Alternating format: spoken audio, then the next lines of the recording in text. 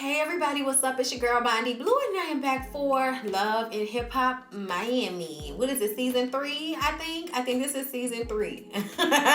Like I be losing track, y'all, but I think that's what season this is. All right, y'all. So sadly enough, the episode starts off with Trina's mom's funeral. Okay, I don't know if y'all follow her like I do, but I do. So I knew when her mom passed away from cancer. Just very sad, very sad. But the funeral was beautiful. All the guests were dressed in white, but the family was dressed in like peach, orange, and coral colors. And then after they released doves, and Trina looked really nervous about holding that dove, but they released the doves, and then they released balloons. And like in my mind, I was like, oh my God, I hope the doves don't die because they ate the balloons. Like, I don't know why my mind went there, but whatever. It was just really sad. Okay. So let's hop over to Amara Negra. I should have put this all in order of person, but I didn't. I was just making notes because I just woke up from this long nap.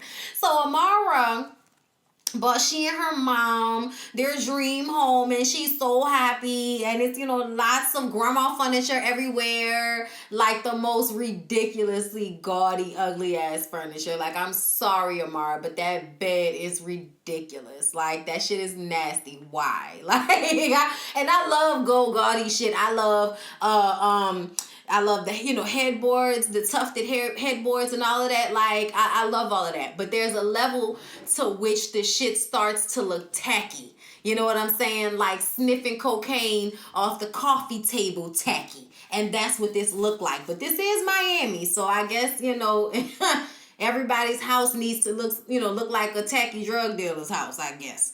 Y'all, Amara Negra has a man now. Okay, and the man is a hanger-on that is Shay's brother. Okay, I just kind of felt like, why after only a few months of dating him did he move into you and your mama's house? That just seemed like somebody that is trying to hang off of you. And then throughout the episode, the way the mom and him were always with her, it's like, well, it looks like nobody's working but Amara around here. And that just makes me real sad. You know what I'm saying? Like, I didn't like the way that felt watching that. Then he's like walking around the house in a towel, which is mad disrespectful to her mom. Don't nobody want to see a Johnson. Like, you just got here. This is not your house. Show some respect. Put on some damn pajama pants or something. Amara, I know you feel like you about to live with your mama forever and all of that, but she's trying to have a conversation with him about her career and how it's so up and down, and she's trying to get this right song, and she's having issues with the manager again and all of this. And as they're having this conversation, the mama comes into their bedroom and says that she needs him to take the trash out. So he got to go and take the trash out right now. And it's just kind of like, so your mom is just walking into y'all's bedroom like that. Like just everything feels like there are no boundaries. And I don't know like how good that works out in the end. Let's move on. Whatever. Anyway, so Trick has a new girlfriend who looks like a friend of his daughter's or something. She has braces and everything. She's walking around his house in lingerie, but apparently she's celibate. Y'all, you want me to just tell you? Okay, I think this is a young girl that wanted to be on Love and Hip Hop, that wants to get put on, and decided that she was going to put the moves, and I mean some good moves, on Trick to be up in his house laid up and has not slept with him yet. I want Trick to lose some weight. That's all I want. I want Trick to lose a little weight. I know you eating good. You need to go work out or something.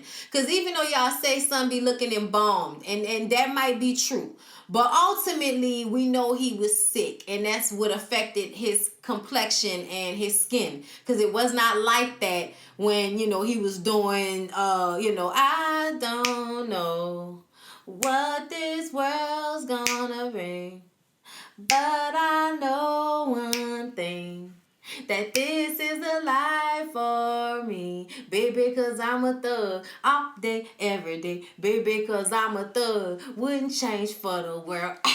I'm a thug. All right, okay? Like, he didn't look like that back then. And I think the sickness and everything and him not taking good care of himself has ended up giving us what we looking like right here, which is the Mucinex monster. That's what I like to call him, okay? The Mucinex monster. But back in the day, Trick was a nice looking ugly nigga. Like, that's the truth of the matter. So I just feel like if he would lose a little weight, then he could make this easier on himself. Now, y'all know he's still not divorced from Joy. And she says that he need to get that handle. But I'm like, little girl, you don't care about him getting divorced. Stop acting like you care about that. You don't care about that. As long as he taking care of you and got you on Love and Hip Hop Miami on Monday nights, I think you good, to be honest. And I just don't like the look of it. She look way too young for him. I'm sorry. Not feeling it. Return to sender. Put it back. Give it to somebody her age. So then Trick has a restaurant opening, okay, for his restaurant called Sundays. Y'all, that food looks some good, especially that macaroni and cheese. I'm like, okay, I need to make my way down to Sundays when I go back to Miami, okay? Like, Lord. So then we find out that he didn't hire Alvin, y'all. Y'all remember Alvin who said he'd see Trina at the top when she fired him because he was out here doing stuff in her name that he ain't had no business doing. Do y'all remember him with the heavy tongue that got into it with Bobby? Y'all remember him? Oh, well, now he frying chicken and flipping burgers and shit in the back of Trick restaurant. That's the top? Oh, okay.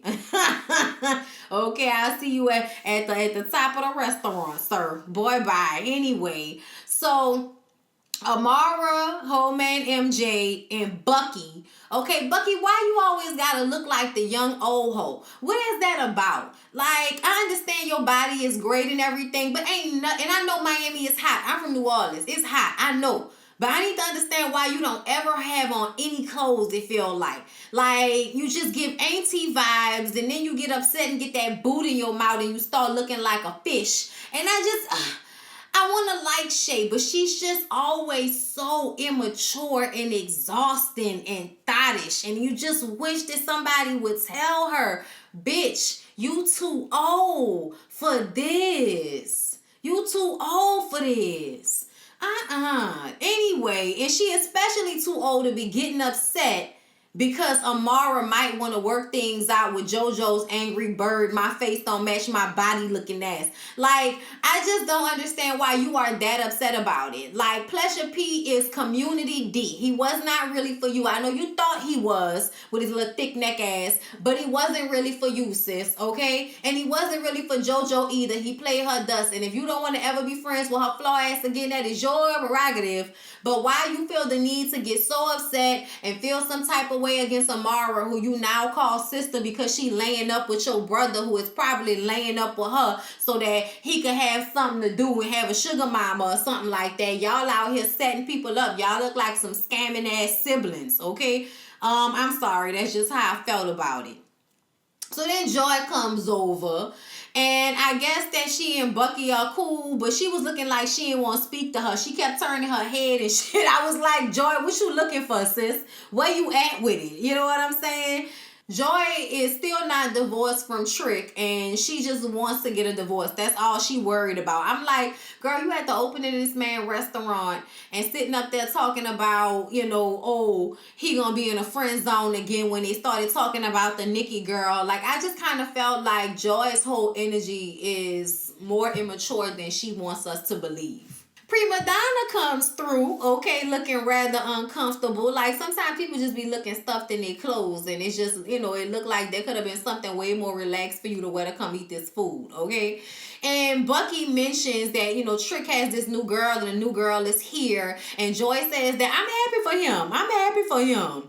And then here come the girl coming over to the table to sit down, and, you know, Trick like, well, you know, yeah, she gonna have to meet my people anytime she gonna be around. She gonna have to go over even to the Lions Den and all this and that. I'm just kind of like, oh my God, here we go. And then she says that, you know, she and Trick hadn't slept together. I don't know why she felt the need to tell everybody that, talking about she's a Christian woman. Of course, she has a problem with Trick and Joy still being married. I'm like, a Christian woman? Did you really just say that to us? Okay. All right. You know, everybody's a child of God. Okay. So Joy says that he gonna be friend zoned again. That's when she said that, and I just kind of felt like Like, you just look immature. I'm sorry. You look like a kid with this bullshit, to be honest. So then Trick and Alvin come over to see what's going on, and Alvin and Bobby are just like doing the most, like just doing the absolute most. Everything they got, stand up and twirl in the middle of the group and say how uncomfortable it is for Joy to be right there. And we all know that Trick's still in love with Joy, which is why she looked like baby Joy over there with braces and stuff. And I'm just kind of like, Alvin, sit your ass down before Trick put his hands on you. It looked like he really wanted, so he said, stay out my business. Like, can we talk about how Joy was moving magically throughout this scene? Like, at one point, she was in the back twirling her hair around and eating ribs and shit. Okay, and then she was sitting down next to Bucky. It was just a lot going on in this scene. And throughout the entire episode, Bobby has been giving me Adderall cocaine vibes. Like, I'm sorry I had to say it, but his energy was on 10 this entire episode. It was a lot of sweating. And I know we in Miami. I know where we at, y'all. I swear I do. But it just all felt like Bobby was on something this entire time. And why did Amara's glasses have no glass in them? That's it. That's all I had to say. So then we pop over to JoJo, who, like I said, face don't match her body. And she regrets how she handled Amara. But she has a line with Tommy Hilfiger out, and Bobby goes there to support her. And it's like he's interviewing her for, you know, the after show for Love and Hip Hop Miami or some shit, the way he's talking to her. But he congratulates her. She wants to squash their beef. She wants to get past it. I'm like, after you done said the girl mama did voodoo on you and put shit in your food, now you want to get past it because you ain't got no friends? Oh, okay. Isn't that convenient that now you have something to say now that y'all have started to tape again? Convenient. So Trina is in the studio working on a song about her mom, and Joy comes in with some programs from the funeral. And she wants to talk about it. And Trina doesn't want to talk about it. Trina says, I am not okay. I wish everybody would stop asking me that. My mom is gone. I can't believe she's gone. I'm not going to be okay for the rest of my life. And I'm just like, pretty much. Pretty much. It's going to get easier, but pretty much. It's going to always be something that you can cry about at the drop of a hat. But not only is she dealing with that pain, but she's also dealing with the pain that Julian, the manager, took $300,000 from the record company that was supposed to be for her project and used it for his record label. So now the album that she did that was streaming got took down because the producers weren't paid. Child. And it seems as if Julian was taking advantage of the fact that Trina was busy with her mom and her mom's sickness taking over as time went by because she wasn't there to check his work. I'm just like, that's so flawed. That is so flawed to take advantage of somebody when they're going through something like that. He need his ass whooped if that's what he did. And I don't know why, but that's kind of that kind of looked like what he did. You know, we could be wrong, but he's always looked flawed to me. Always looked grimy. So Amara has a single release party, okay? It's important to get her music out there and get people listening. You know, it's important, all right? And y'all know how she be in the confession. It's really loud and, excited about everything, okay? And Bobby is there, of course, and he tells Bucky that JoJo is going to be there because Amara invited her. So now Bucky is upset. I can't believe she going to invite this bitch to a place I'm going to be at. She know this bitch don't like me. I don't like this bitch. And it's like, Bucky, this ain't about you, bitch. This ain't for you. This ain't your event. If she want to invite that girl to the event, go sit at the bar and nurse you a drink and calm your nerves down.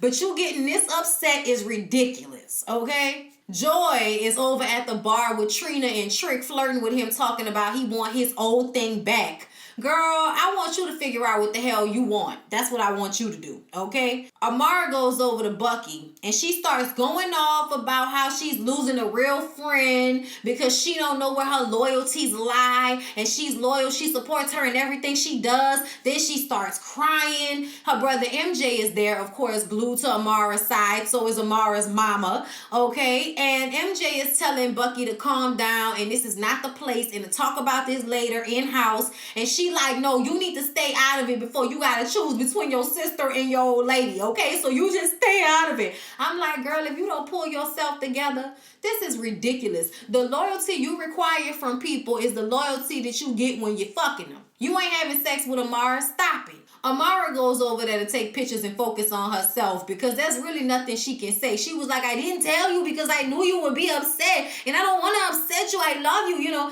And she says they're going to get past it, but right now she going to focus on taking these pictures because it's about her and her music, okay? So Amara's like, where's Julian? Where's Julian? You know, he's over there in the corner somewhere, and this is when Joy says, man, fuck Julian, okay? I'm like, I don't know how many of those I got for this video.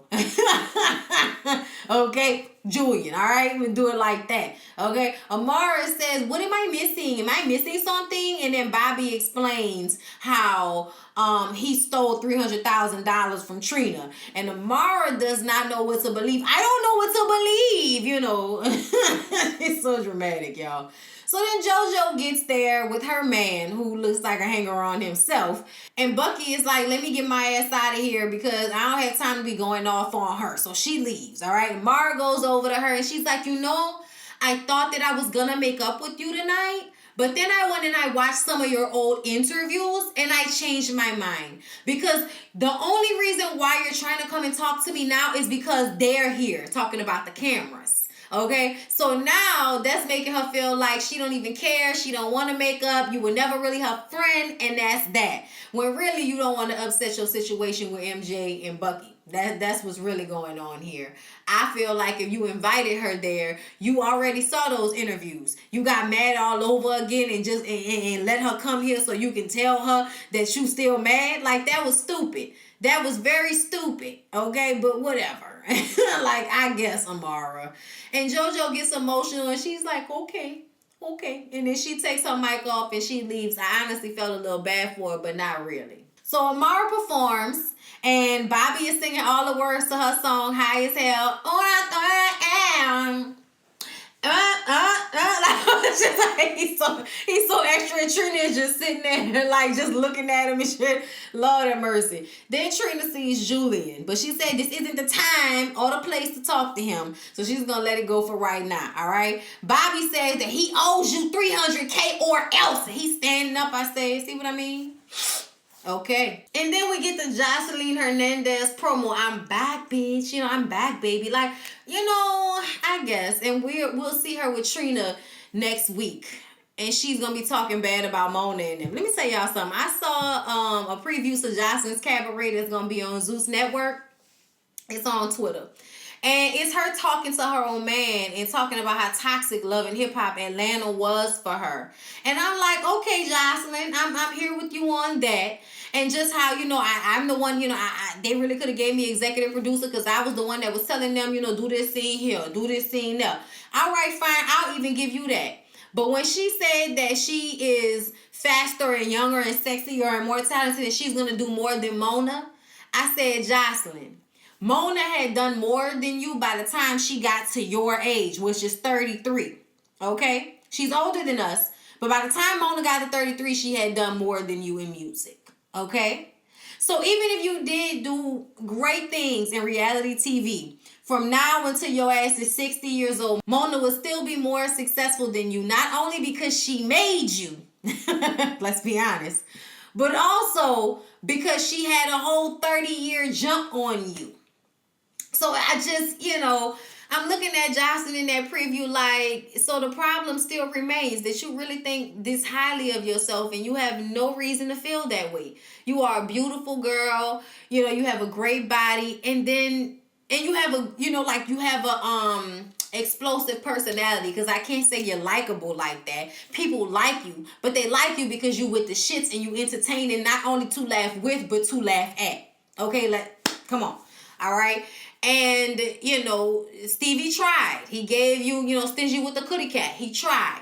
Musically, he tried. And if you're going to try to do your thing at this reality show game, that's going to be great for you. But you, I'm sorry, will probably never be as successful as Mona. And for you to even say that up out of your mouth, it just means you are still drinking your own Kool-Aid. And that is the reason why you have not gotten further. It's because you think too highly of yourself and you have nothing to back that up. There's nothing wrong with having confidence in yourself, but you have got to be realistic, and you also have got to be personable with people.